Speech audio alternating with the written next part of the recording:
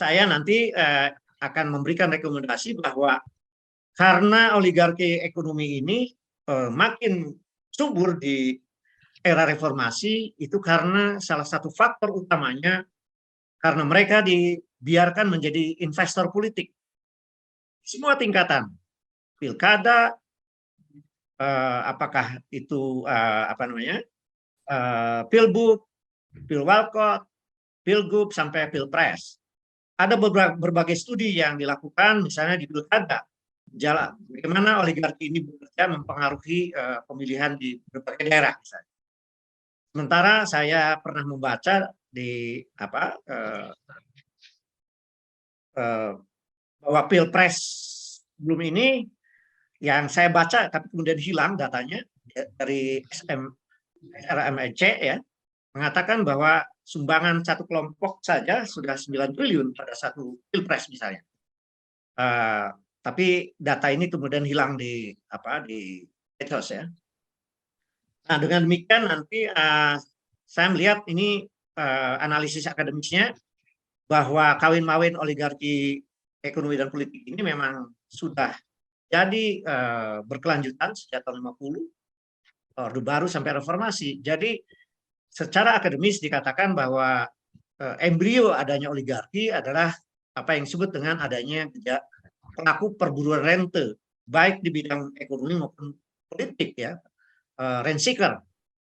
Kalau rent seeker yang kemudian oleh Cuneo dikatakan bahwa Asia Tenggara bahkan khususnya Indonesia tidak pertumbuhan ekonomi tinggi itu juga itu adalah semu dia bilang. Jadi ersat kapitalisme. Jadi kalau dan kemudian ada penelitian lain Yahya Muhaimin tadi, kemudian Richard Robinson dan sebagainya. Dan awalnya para pelaku perburuan rente ini melakukan monopoli, oligopsoni, dan kalau sudah terjadi ada event tertentu, dia melakukan ofensif, ya, mengambil keuntungan super, yaitu melakukan kartelisasi. Jadi ini KPPU sering, Pak Nawir Messi pernah jadi ketua KPPU, ini sering diteliti oleh KPPU, dan kartelisasi yang telah menghasilkan akumulasi kapital dari pertumbuhan ekonomi selama reformasi sekitar 5% lebih itu terakumulasi oleh kelompok 20% terkaya, dan korbannya adalah 40% penduduk yang paling miskin. Nah, setelah terjadi akumulasi kapital yang luar biasa di kalangan sekelompok mungkin tadi bahkan 1% orang paling kaya, maka secara tidak sadar mereka menjadi pelaku oligarki bisnis dan ekonomi. Nah, setelah jadi investor politik sejak 2024, lalu kemudian terjadi pula gejala oligarki politik. Dan semakin pemilu semakin berjalan sampai 2014-2019, maka terjadilah kawin-mawin oligarki ekonomi dan politik yang mengorbankan tadi menciptakan ketimpangan yang sangat buruk, terutama dari penguasaan aset. Dari indeks material power index ala Jeffrey Winter tadi ya. Prof, ini oke, 5 menit lagi habis ya. Oke. 5 menit lagi boleh. Oke, 5 menit lagi ya. Nah, sedikit saya menjelaskan lebih lanjut mengapa terjadi ekonomi perburuan rente. Itu karena sejak awal seperti Yahya Muhaimin mengatakan bahwa yang ada di negeri ini sejak awal pun tahun 50 kemudian berlanjut ke Orde Baru, itu yang terjadi adalah political entrepreneur yang kemudian menjadi rent seeker tadi, pemburu rente tadi. Nah, karena mereka merasa insecure, mereka ingin mempertahankan dominasi bisnisnya baik di setiap era, yaitu melakukan lobby-lobby terhadap para pelindung, aparat birokrat, pemerintahan, legislatif, di pusat, terutama masa Orde Baru dan di era reformasi pusat maupun daerah-daerah. Sejak itulah kemudian ya, seperti yang tadi sudah saya sampaikan terjadi oligarki ekonomi. Dan karena ada undang-undang pemilu yang membolehkan ada sumbangan dan kemudian para oligarki ekonomi ini menjadi investor politik, terjadi kawin-mawin oligarki ekonomi dan politik. Nah, saya karena waktu, saya ingin akhiri saja. Ini datanya. Silahkan kalau yang tertarik, teman-teman jurnalis. Ini hitungan indeks oligarki yang terakhir itu menjadi 1.062.500 kali antara 40 orang rata-rata terkaya dengan income per kapita dari 272 juta. Jangan-jangan indeks oligarki sekarang ini paling parah di dunia ya. Karena pada tahun 2014 Jeffrey Winter kita kedua setelah China. Nah, kemudian ini di ASEAN hasil penelitian ini yang terburuk yang paling atas. Kemudian ini saya tadi menggambarkan bagaimana oligarki terbentuk di sektor minyak goreng dan rekomendasi.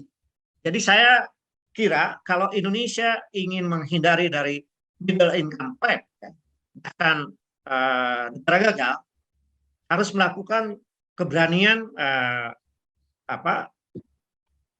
elit negara ini melakukan economic reform dan political reform. Political reformnya adalah bagaimana menyederhanakan prosedur kampanye, menghilangkan berbagai modus pemberian mahar politik, sebagai bentuk korupsi politik yang menimbulkan berbagai modus korupsi politik di setiap penentuan calon dalam pilpres, pileg sampai pilkada. Dan memberikan sanksi berat bukan hanya hukum, finansial, politik, dan sosial.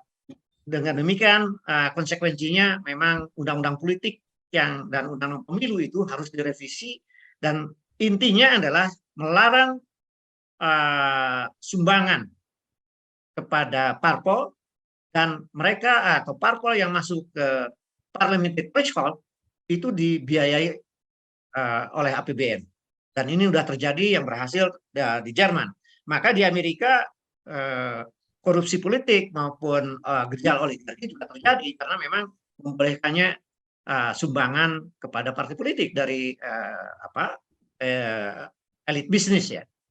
Kemudian economic reformnya adalah bagaimana menekan ongkos ekonomi sehingga bisa ditentukan semua pemerintahan pusat sampai daerah dilakukan procurement yang masif, provinsi, kabupaten, kota, dan pusat, memperkuat KPPU. Sekarang ini KPPU kan diurusnya oleh Kementerian Perdagangan. Harusnya selevel KPK yang lama, undang-undang lama. Jadi menjadi komisi independen negara sehingga bisa menyadap. Jadi peristiwa korupsi di minyak goreng yang sudah diputus kemarin oleh pengadilan itu tidak perlu terjadi, dan berbagai peristiwa lain. Kalau KPPU bisa menyadap dan bisa segera menentukan dua alat bukti yang sekarang ini tidak pernah terjadi ini. Kemudian memberantas bentuk mafia, kapitalisasi, oligopoli, korupsi yang terorganisasi, perburuan rente, dan korupsi ekonomi maupun korupsi politik nanti. Nah, paralel dengan itu penyihatan mekanisme pasar, KPPU yang menjadi komisi negara menjadi sangat sentral, dan Amerika telah membuktikan itu sangat berhasil, kemudian membangun kelas menengah yang besar dan memberdayakan UMKM dan hilirisasi bisnis besar terutama berbasis SDA atau komoditi.